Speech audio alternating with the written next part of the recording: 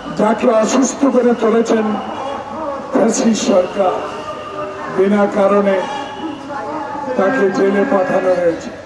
সে জেলের ভিতরে কি করেছে, কেউ কেউ বলছেন পয়জন দেওয়ার চেষ্টা করেছে, কেউ কেউ বলেছেন তাকে নানা রকম ষড়যন্ত্রমূলকভাবে বাংলাদেশ থেকে চির বিদায় নেওয়ার একটা ব্যবস্থা করা ছিল।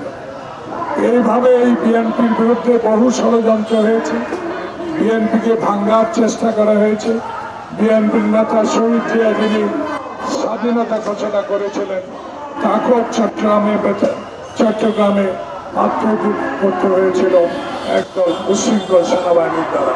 তাই আজকে বেগম জিয়ার জন্য শুধু আমরা না, যারা আমাদের দলের সমালোচনা করেন তারাও আজকে বেগম জিয়ার জন্য মনে প্রাণে দোয়া করছেন। কারণ একটি কারণ, যে নেত্রী কোনোদিন আপোষ করেন না, যে নেত্রী গণতন্ত্রের স্বার্থে কারোর সাথে রাজনৈতিক সমঝোতা করেন নাই, যে নেত্রী জনসভা মানবতার নেত্রী, যে নেত্রী স্বৈরাচারের বিরুদ্ধে আন্দোলন করে আপোষী নেতৃত্ব উপাধি পেয়েছে, যে নেত্রী 16 বছর ধরে এই সরকারের ফ্যাসিস্ট সরকারের বিরুদ্ধে লড়াই করেছেন, সেই নেত্রী আজকে অসুস্থ।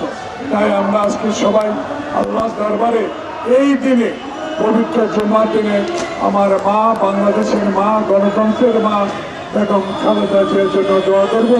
সেনবাগ জাতীয়তাবাদী ফোরাম আজকে আয়োজন করেছেন, তাদেরকে আন্তরিকভাবে ধন্যবাদ জানাবো। এবং যেই মসজিদে নামাজ পড়েন সেই মসজিদেই যেন আজকে বেগম জিয়ার জন্য দাঁড়িয়ে সবাই দোয়া চাইবেন। শেষ একটি কথা বলেই মাওলানা নিসার আহমদকে দোয়া পরিচালনা করার জন্য অনুরোধ করবো।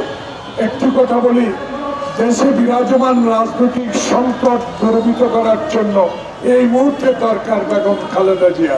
সেই কারণেই খালেদা জিয়ার জন্য সারা বাংলাদেশের মানুষ মনে প্রাণে দোয়া করছে। আমরা আজকে বেগম জিয়ার জন্য এই জন্য দোয়া করছি, আল্লাহ পাক আপনাকে আরো হায়াত দারাজ করুক। এই জন্য বাংলাদেশে ফ্যাসিস্ট বিদায় হয়েছে, কিন্তু গণতন্ত্র যখন সন্ধিক্ষণে একটি নির্বাচন যখন সামনে, সেই নির্বাচনে যেন আল্লাহ পাক আপনাকে জনগণের কাছে যেতে পারে সেই সর্বিক দান করেন।